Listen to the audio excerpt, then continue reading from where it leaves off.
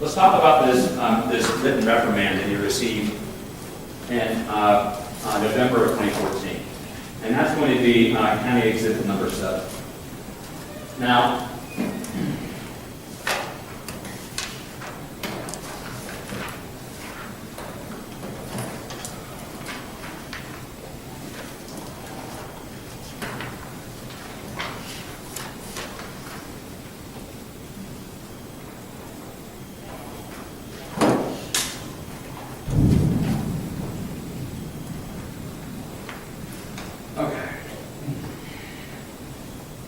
you heard testimony from Pete Baughman about this.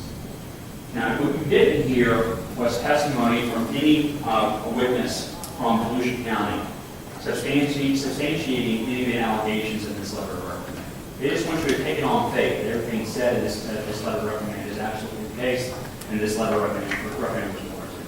They provided no evidence from any of the players involved in this letter of reprimand to substantiate, hey, these things occurred, that Washington was wrong, and that's the end of it. That the discipline was warranted. Now, you did hear from Deputy Baughman that some of these issues, perhaps all these issues, were differences in opinion. In respect to the battery, the domestic disturbance call involving the two siblings being nose-to-nose arguing, Deputy Baughman said that his investigation revealed that the saliva who traveled from one sibling's face to another was incidental. It was accidental. It was just part of the argument. And he didn't feel that was, in order to have a battery, it has to be an intentional conduct. I can represent that to you as a fact. If you don't have intentional intent to strike the person, either with your hand or saliva or what have you, you don't have that. So he believed there was not enough substantiation to make a battery call. He was overruled by a supervisor. Now, do we really want deputies who can't have a difference of opinion with their supervisors?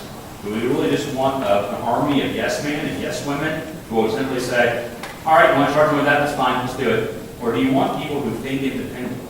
Do you want people who can say, I don't know, here's what I think. I don't think you want that. I don't think the sheriff wants it. I don't think the public wants it. I think you want people like Keith Baughman who are willing to say, well, I don't know. Let's think about this.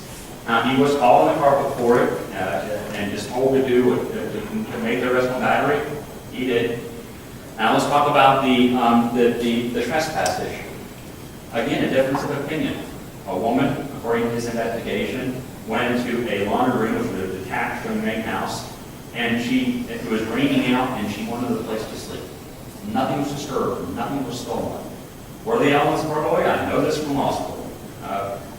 Enter or remaining in construction in a conveyance or a building with the intent to commit a crime. Intent to commit a crime. Based on her actions in that building, there was no intent to commit a crime. She didn't take anything. There were sodas, there was food. She disturbed nothing. She simply lay down on the ground with her dog and tried to go to sleep. Now, she ultimately did commit a battery on the homeowner, but that's because the homeowner confronted her. That's not burglary under the definition. He had a difference of opinion with Sergeant Hughes. Sergeant Hughes said, do it my way. He said, okay. Again, you want people, in my mind, who are willing to give a different view, just so that things are done correctly. That's what I would want in this organization. I think the citizens of Volusia County would want the same. Not just an army of yes men. Now, they tried to use this letter of reprimand as a springboard to hit Deputy Baughman with the charge of, specifically looking at the termination letter, repeated failure to maintain necessary skills, knowledge, and abilities. Again, other than their entry into evidence of letter of reprimand, they have not provided a single witness to substantiate any of the events in that written reprimand on November, 15, 2014. They failed in the burden of proof to show that those things actually occurred. You can't just submit a document and say, okay, we're cool, it occurred. We can use this evidence to support and springboard into this notion that he had a repeated failure to maintain necessary skills. They have the burden of proof. They failed to meet. Now, I'm looking at the termination letter for a second here. This is County's Exhibit 1. You're not going to hear me argue, and I like to argue, but you're not going to hear me argue that he was not intended to do his duties. He was. He was in the tangled web of a divorce, a bankruptcy, his life going in a downward spiral. He testified that he felt overwhelmed by it. He didn't know to what extent. He knew that he felt as though his world was coming apart. But now, in a situation like that, a person that feels like their whole world is coming apart, they feel like their job is their only outlet. It's the only place that they can go where things are normal. Things are something you can expect and something you can rely upon. And I'm sure it was the same way for Deputy Baughman. He did his job to the best of his ability. Now, but no question about it. You should have noticed the discrepancy between the woman's statement and what she represented to him at the scene. So I can't quibble with inattention to duties locating person. Well, he didn't sleep, he didn't look. He didn't go in the opposite direction like Deputy Baughman did. But he wasn't intended to do his duties. Now that's a violation subject to a 1-day suspension. It says here, right here on the termination letter and stuff. Where I will argue, and where I have argued, is the issue about repeated failure to maintain necessary skills. They didn't cover their bases. They didn't present evidence to substantiate what occurred in that letter of reprimand dated November 15, 2014, Mark's Exhibit 7, actually occurred. They said, trust us, it occurred, he's a bad guy. Now, so I don't think they met their burden of proof there. And I would kindly submit that the personal board should make a negative finding in terms of the 26.2.133 repeated failure to maintain necessary skills. Certainly would occur back in 08, 09, 010, we covered that. They essentially blessed that conduct away by making an MTO. To me, none of that, despite the sheriff's attempts to, none of that can be considered by you because they made an MTO, despite all of it. And what else? You heard glowing recommendations. You saw the glowing recommendations from Sergeant McDonald regarding Keith Baughman. Did you hear his testimony? If he had a critical incident at his home, who would he want there? Him. You want Keith Baughman there. He trusts him. He knows he's rehabilitated. He's ready to go. He wants him back in the job. He was his go-to guy, and he believes he can be his go-to guy again. I mean, I think his testimony it should be a moving force behind your rule. How else can you look at it? He feels that Deputy Baughman was an exemplary deputy, a top performer amongst all the deputies that have underneath them. Essentially, he wishes he could have 10 more like him. I mean, think about it. If he has a critical incident involving his family, who does he trust? Again, Deputy Baughman. That should speak volumes about not only the issue of whether or not this should be modified, but also should speak volumes about how he feels about Deputy Baughman's capacity to serve. Now, what also strikes me about the mitigation issue, and I know I'm meandering, the whole butterfly, I apologize. I'm not such a mysterious way. You not only heard Keith Baughman testify that he was a bit of a wreck, and he acknowledged it. We had that meeting on October 24, 2014 with Sergeant Hughes, Lieutenant Henderson, and Sergeant Rigo, and Sergeant McDonald. The Sheriff's Office decided to step in. This is exhibit number 35. I don't have one in hand, but I provided one to you. The Sheriff's Office, in fact, Sheriff Johnson, ordered him to go to EAP, ordered him to go to a fitness for duty evaluation. So this isn't Keith Baughman making it up, as Mr. Moore suggested, or making excuses, as Mr. Moore suggested. Sheriff Johnson found, hey, we understand you're having some problems, you got some issues in your performance, black and white, exhibit 35. He's acknowledging there's a problem with Deputy Baughman, and he decides he's going to send him to a mandatory EAP and a mandatory fitness for duty. This is not an excuse.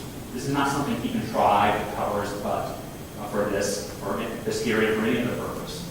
The sheriff essentially said, we know there's a problem. Now, he went to the EAP, He went to the 5 sessions, and the counselor found that he was fit for duty. And what happened? They put him out on the road. Now, and he eventually went to the courthouse where he served distinction. You had another active deputy sheriff, Luis Garcia. And this is something that never happens, at least in terms of my representing briefs for the board. It's not often I get employees that are clamoring to testify on behalf of a person who's been terminated. In fact, it never happens.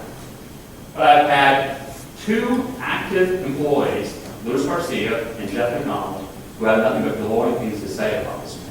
We had a retiree, Avis Burrows, who said, this guy was great. I felt that he had my back. I felt like he was a contribution to the board. Now, Luis Garcia said, but when I got into the role of SRD at Deltona High School, people still talk about how great a person he was. I have students that, that are clamoring for him to return. Is this a person we want to lose? Is this a person we want to cast away like yesterday's news in comparison to Deputy Cobb that gets 12-hour suspension for hightailing and going in another direction? I don't think so. To me, again, the inconsistency in discipline is striking. And I think that as a personnel board, you should use that to catapult into, at very least, a downward reduction in the discipline given to Mr. Baughman, away from termination to some other form of discipline, whatever form of discipline you see fit. This man deserves the Zuby Avenue. He will contribute. You heard from Jeff McDonald. He will contribute to this county if he was reinstated as a deputy sheriff. Now, I said to you at the beginning of the last hearing, it is not often that I have total pride in a client, and I have total pride in what I'm doing. I have total pride. I mean, I feel good. To the extent that it calls for his opinion, he's testifying now. All right, I'll move on. Great. I just have total pride in standing before you. I mean, and as a lawyer, you don't get that very much. You just don't. But, he's an honorable man. He did his thing for God and country. He did his thing with his state with the sheriff with distinction. Evaluation after evaluation after evaluation. Exceeds. What's the other phrase? Better than average was the takeaway. And what's the sheriff want to do with him? Just terminate him? In comparison to the other disciplinary actions he's taken? I think that this board should reject that and I'll make a finding that lesser discipline is warranted. Now, let me swing back, as I do, meander, back to the charges against Deputy Baughman. Now, one of the allegations against him is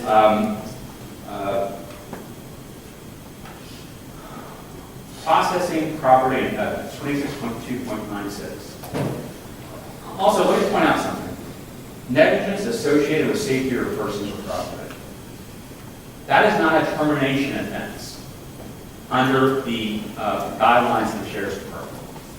What I'd like you to do, if I can, please, is turn to 27. I'm almost done. First one, almost done. Now I want you to turn to that page that deals with 26.2.41.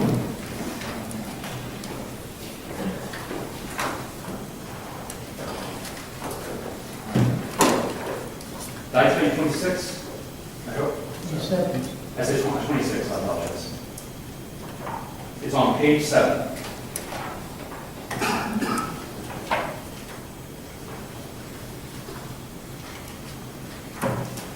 In 26, page 7.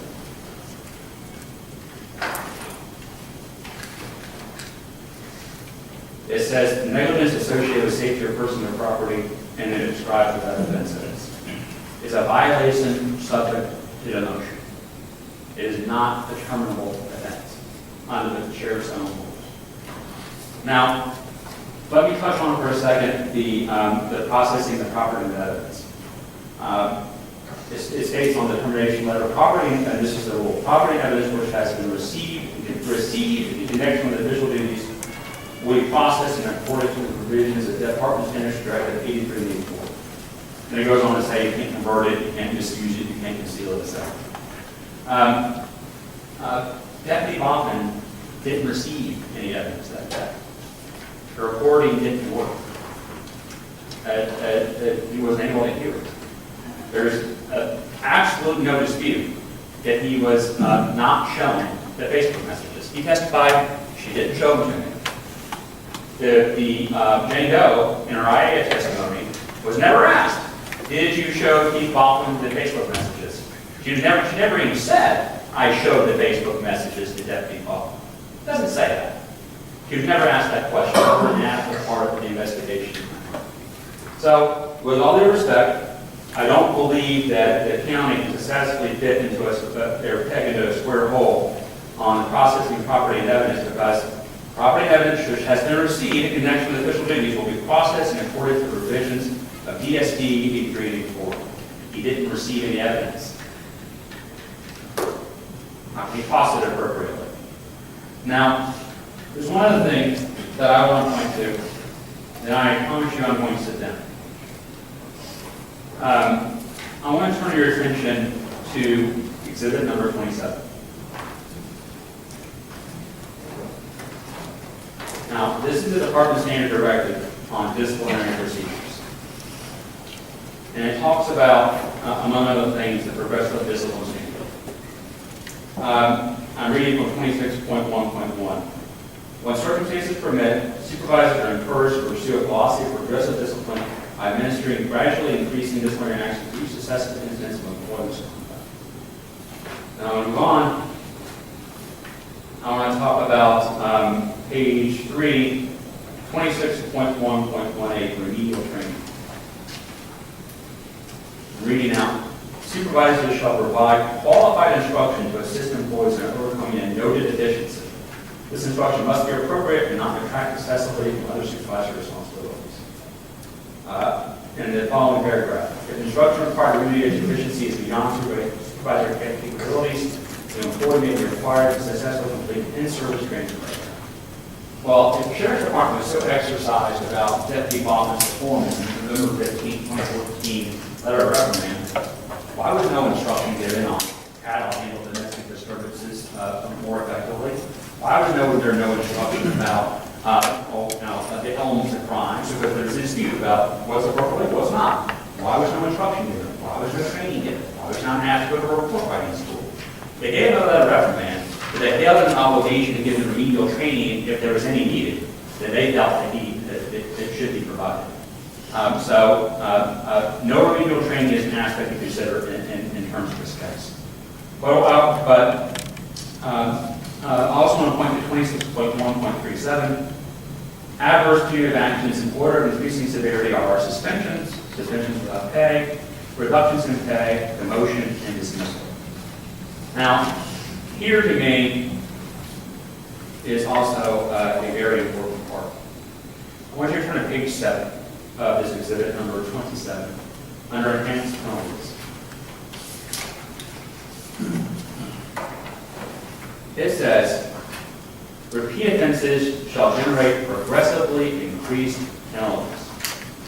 Under A, reoccurrence of the same offense for which less than a 2-day suspension was received may be punishable by suspension of up to 5 days. Well, in that letter of reprimand that Keith Baughman received on November 15, 2014, it touched on some of the same tough theories we're about here today. But they gave him a letter of reprimand. This policy, recurrence of the same offense for which less than a 2-day suspension was received, may be punishable by the suspension of 5 days. It relegated the Sheriff's Department as their next step in the disciplinary process to be a suspension. Notably, the cop situation, despite the facts being far more egregious than Mr. Baughman's, they gave him a suspension.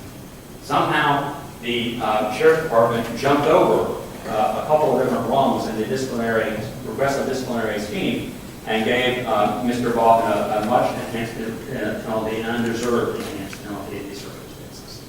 Now, I've said a lot, and I've probably said too much, but this personal award should find yes, he committed the offense of inattention to duties. But I don't think it can find a good conscience that he committed the offense of repeated failure to abide by standards for reasons I've already stated. They've not presented evidence to support the incidents that support the letter of reprimand dated November 15, 2014. Also, in terms of the evidence, I've already gone through that. Now, we get to the issue of mitigation. I've discussed that until the point of being shrill. He wasn't right. He was having problems. The sheriff acknowledged that by sending him for fitness of duty evaluation. Can we not cut the man some slack in terms of his mistake of not making sure the witness statement jive with what he's been put in the report? After all he's been through, even though he was the person that initiated this spiral, can we not give him consideration of mitigation? The sheriff gave this to Deputy Sawicki for having a problem girlfriend. He assaulted his girlfriend and was given a hefty suspension rather than termination based upon mitigating ground of a problem girlfriend. If that's the case, doesn't this man deserve even more consideration for his less serious offense? I mean, this personnel board is empowered to make these calls, especially given the glaring inconsistency between what happened with Deputy Baughman and Cobb. There's a world of difference between the acts they committed. Cobb's, in grand terms, more egregious than what Mr. Baughman did. Mr. Baughman just made a mistake. Deputy Cobb made the choice not to go. And 5 days before that, he made the choice to try to talk a disabled man into not filing charges against his assailant, despite the grievous bodily harm that he endured. I don't know if I can make it any more clear than that. We would ask that you please make findings consistent with the evidence that you've heard, make findings consistent with the articles that I made. If anybody deserves a second chance, it's Chief Baughman. Thank you.